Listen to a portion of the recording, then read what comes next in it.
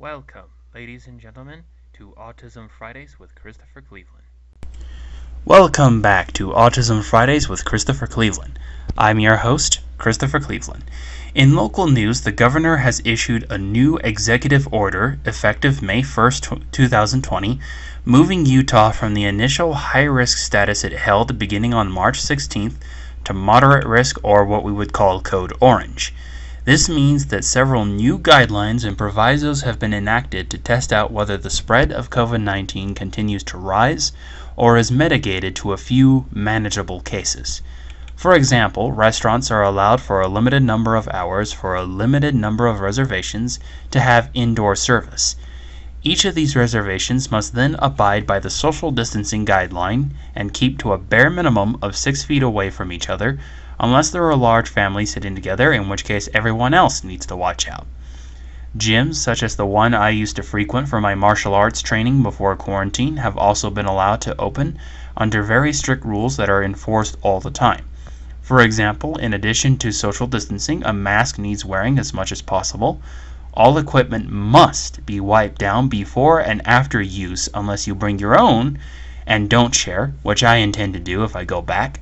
And you must sanitize your hands as much as possible.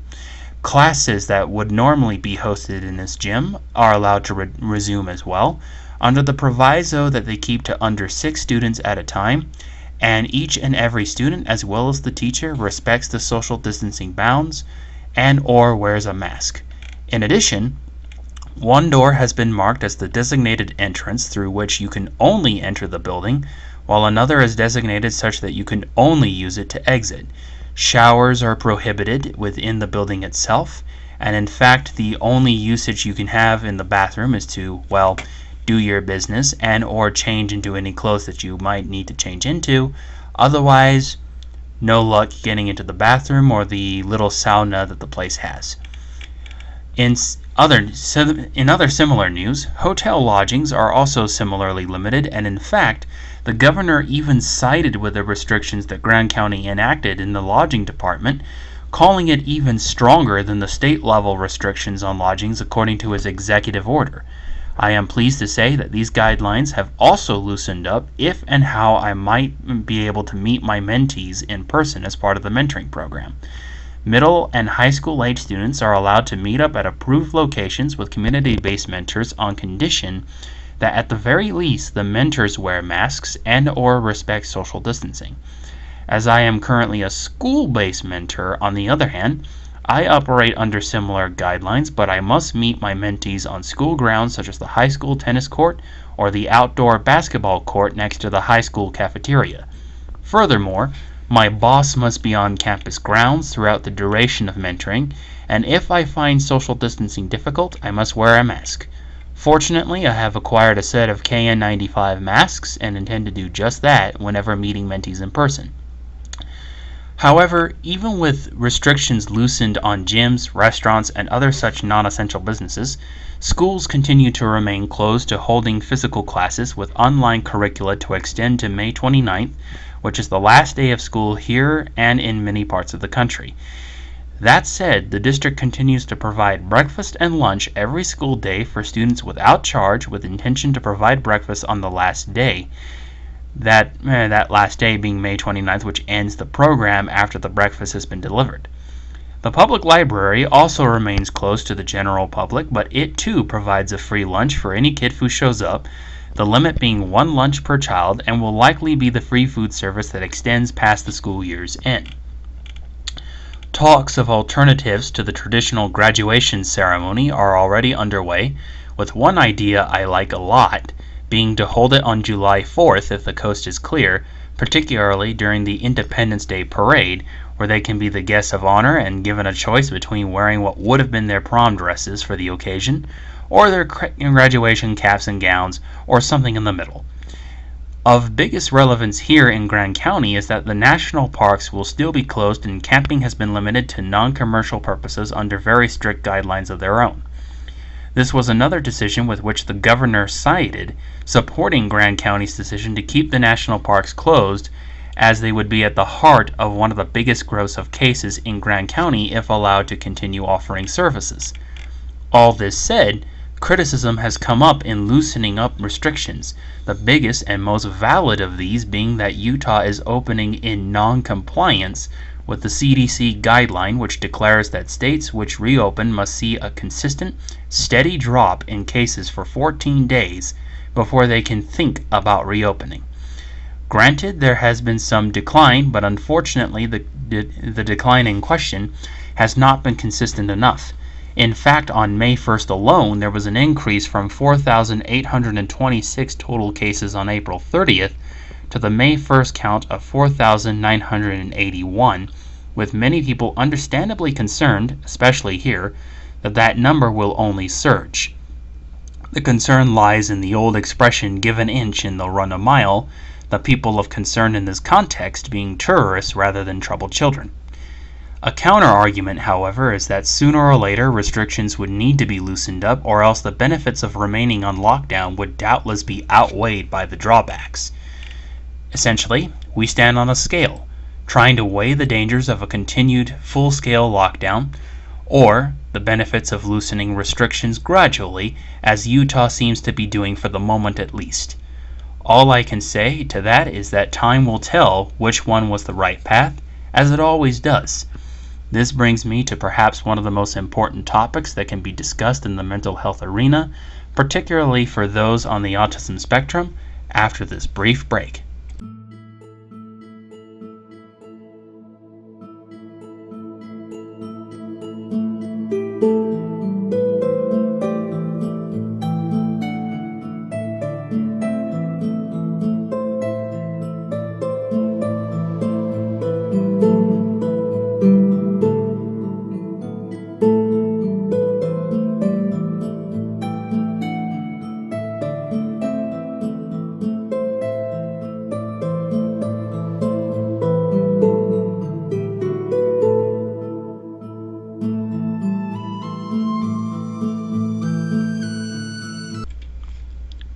Thank you for tuning back into this episode of Autism Fridays with Christopher Cleveland. I'm your host, Christopher Cleveland. So, amongst the concerns I wanted to highlight, mentioned in the local news, about balancing the need to open the economy once more and remaining on lockdown. In previous episodes, we've mentioned establishing the need for a routine that can be performed during quarantine and a routine that can be executed when things are more normative again. What I realized I might have failed to cover previously was the transition period between these two worlds, and I wanted to talk about that a little bit more. As is somewhat common knowledge when it comes to the autism spectrum, even the most mild cases can take things rather literally. I used to do this a lot, to the extent of having no idea when someone was being sarcastic with me, for example. However, I gradually learned enough to pretend I understood until I actually understood years later. My solution was paying attention to different subtleties and nuances used in some of the all-time best movies ever released. I would rehearse the lines of my favorite ones and try to capture the tone of the line, even imitating the voice of the actor saying it if I really liked the movie in question. That said, that solution is not always available, and there are in fact some autistic children that understand language in terms of contracts and mathematics. And for those people that have such a child, I say, use this to your best advantage in keeping your autistic child safe from catching COVID-19. How? Well, to start with, let's use the example of a somewhat independent 16-year-old who believes that the loosened restrictions mean they can go see friends and take no precautions, as even a lot of autistic teenagers might. Use this time to sit down with them, explain exactly what the loosened guidelines mean for restaurants, hotels, and other establishments. And by the way, the complete executive order is available in the description for this episode if you need it. Read through the complete order with them, then draw up a contract where they agree to abide by a certain set of provisos designed to mitigate the spread of COVID-19 and ensure that at least your family doesn't contract it. A really good term in this social contract would be to require social distancing as much as possible, or if your child has even the slightest doubt they can abide by social distancing, wear a mask. Cloth masks are easy to make and offer significantly better protection than the common surgical masks, even if what you want should you be able to acquire it without shorthanding medical personnel, is a KN95 cloth mask. Include as well a term that the child agrees to whereby if the full-scale quarantine is restored as a result of a surge of cases, they agree to forfeit their privileges and return to quarantine mode. The benefits of this, especially if you have a child that is very compliant, is that you give them some of the independence you want them to learn upon reaching 18, but you also make it very clear that you reserve the right to take away any and every privilege you're giving in a matter of moments. You're giving them the benefit of the doubt until or unless the full-scale quarantine returns, with the evidence allowing you to decide if and when they should have further privileges instilled based on further executive orders. This also gives them an awareness that the routine can change again at any time, whether to go back into quarantine or to expand the loosening of restrictions, and that they shouldn't get too comfortable with what freedoms they have presently. More to the point, enforcing any consequences for violating the provisos they must honor will usually be viewed as a sign that you take the safety of the family very seriously, and as such will not back down from doing what it takes to make sure everyone survives, or at the very least has only a mild sickness that you can actually medicate at home.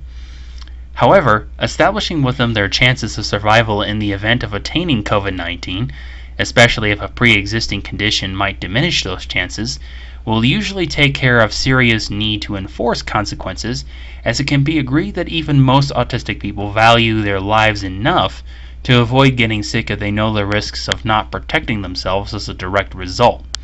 That said, also establish with them that if they should still get sick, and they haven't violated the provisos at all so far as you can readily distinguish, you won't punish them for it. Even with every precaution taken, there is still a possibility of getting sick, especially since testing has not been vamped up in Utah to the level some believe they should be. Nor, for that matter, are there significant efforts in the Tri-County area at least to test for antibodies. Having it established that they won't lose the rights gained under the new contract as long as they complied when they got sick, also establishes the premise that things can happen even when they have done everything right, and it's not always in their control. By establishing that sometimes bad things happen, even when you've taken precautions, will go a long way to ensuring that they look at any setbacks they face later in life not as the end, but as a chance to learn and grow, as it is too often, speaking from personal experience, that setbacks can not only be looked at as a dead end, they can sometimes be looked at as the end. And this will be especially true if your child is routine-oriented but needs to learn to adapt.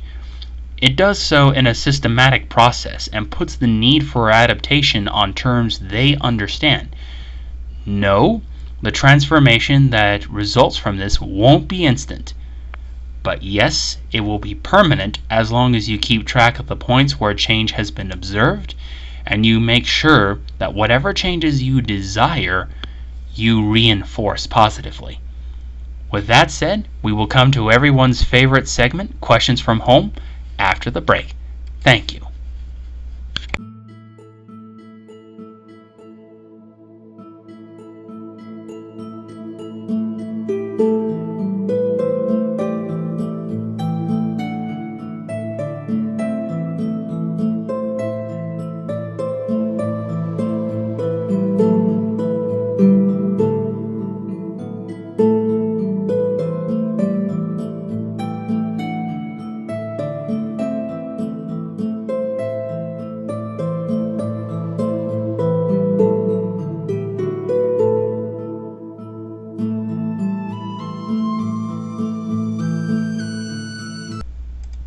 Thank you for tuning back into Autism Fridays with Christopher Cleveland. I'm your host, Christopher Cleveland.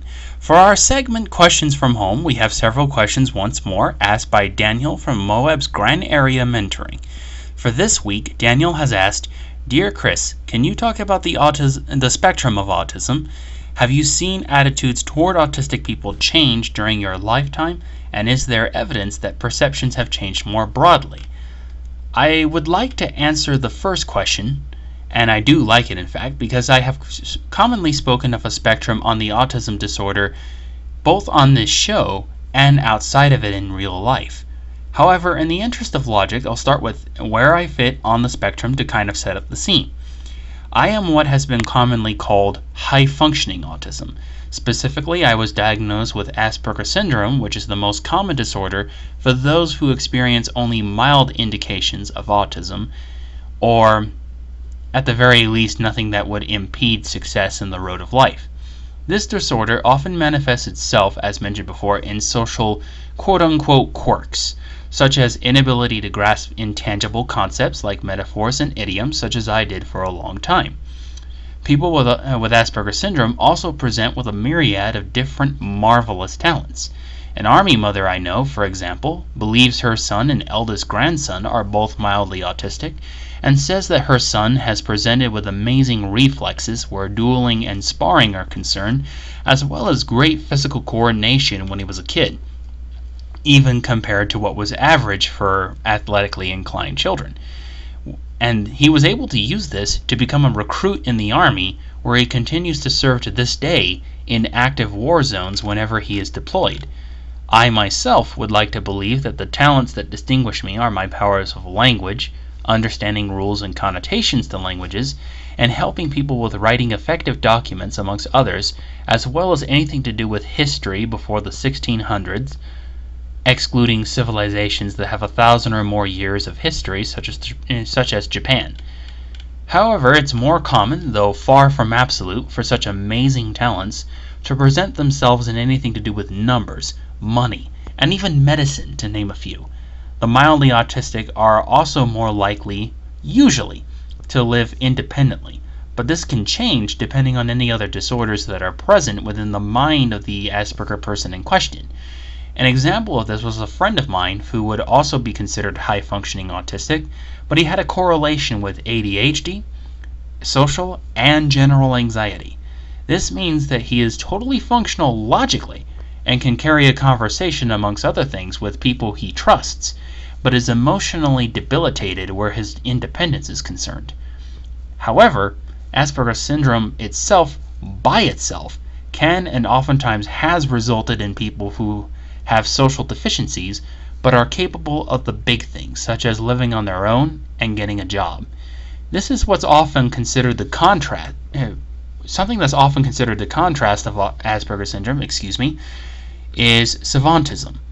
This is where clear and cognitive impediments exist, but there is a heightened skill or gift in certain areas, once again, such as mathematics. This is where you most frequently hear of human calculators in relation to autism spectrum disorder or similar extremes of it. In return, some of the social impediments in question include limited communication skills, if any are present, repetitive behaviors like rocking back and forth under duress, the works. Now, for the sake, once more, of logic, I think with the first question answered, I'll tackle the third one first and transition into the second one. In answering your question about evidence of perceptual changes, I can only say that it depends. More specifically, it depends on what you define as positive or negative changes in cultural perception of autism and all it entails. If you define the increase in documentaries about the variations which make it a spectrum positive, then yes, there has definitely been a positive change.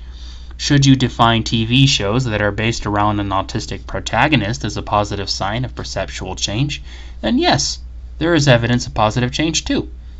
However, I believe the most definitive evidence, if you can find it, are any studies that have been successfully performed which measure the fulfillment and happiness that autistic people might be feeling, as studies which assess happiness tend to be the most thorough and account for factors like age, job, ethnicity, the works. I haven't found any such studies myself, but I wouldn't be surprised if they exist, considering that it was similar studies tested in Denmark that made that country called the happiest country in the world. However, leading to the answer for your second question, I certainly define increased media awareness of the autism spectrum as positive indication of perceptual change overall. The reason being is that media has an inherent power to influence and shift perspectives on certain issues or else bring them to light. Yes, this is usually for ratings, but nonetheless, we have seen evidence of this power in action.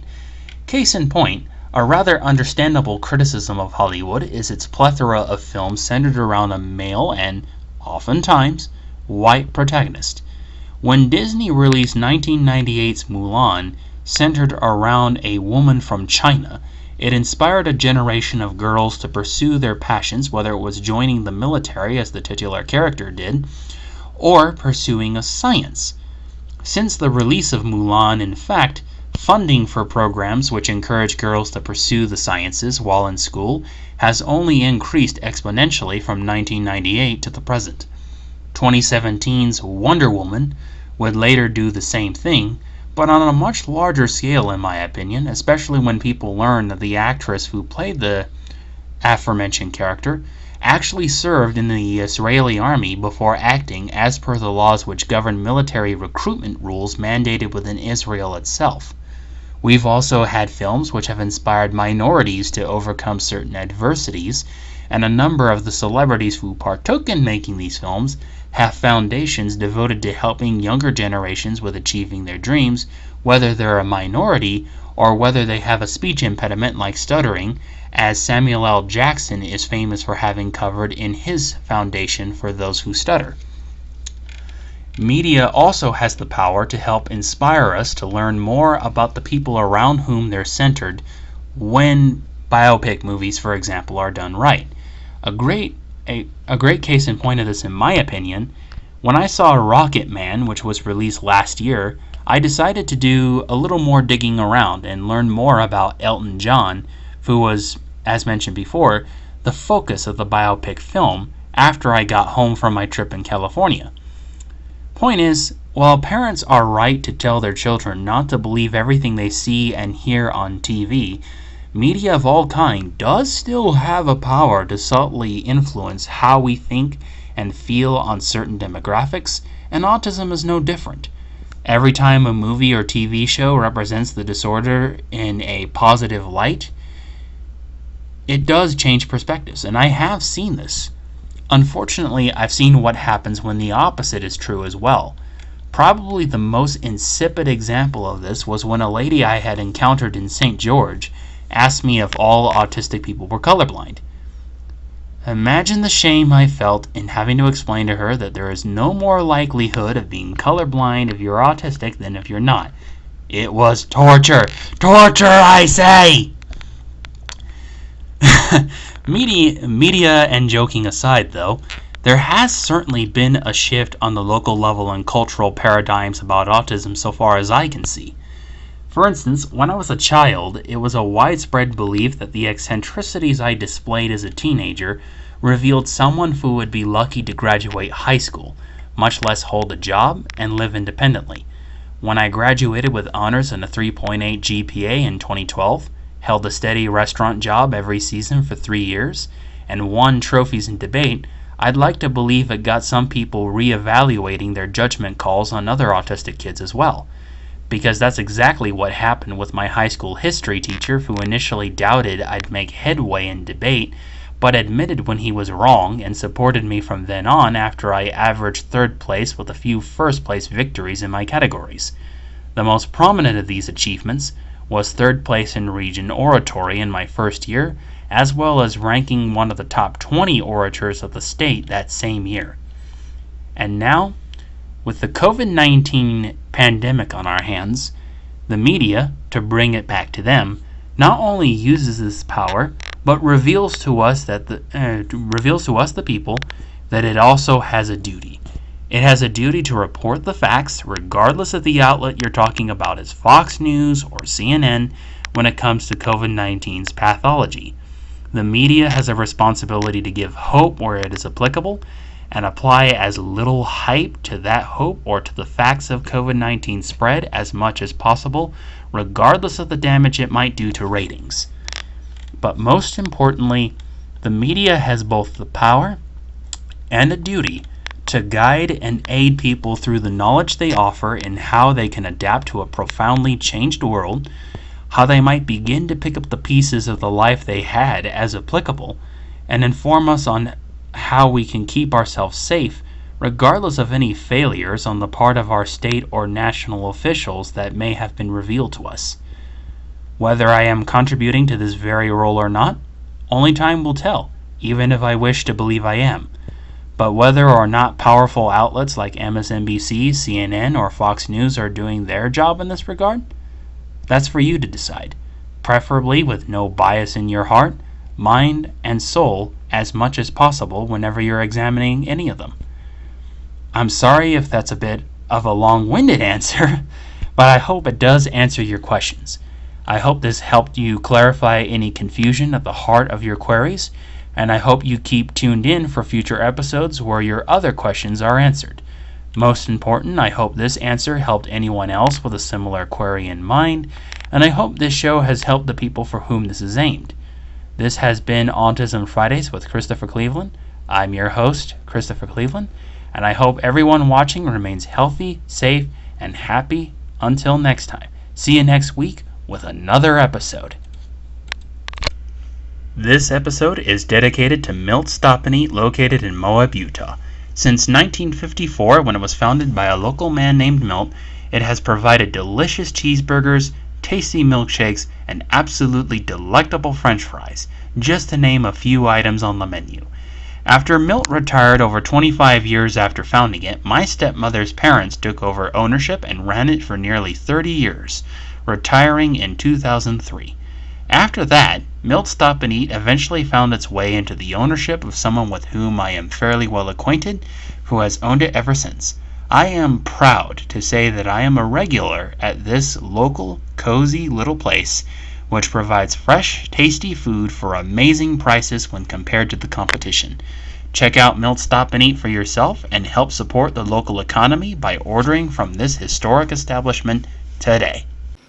Starring, edited, directed, produced, and written by Christopher Cleveland. Thank you for tuning in, and we'll see you next week.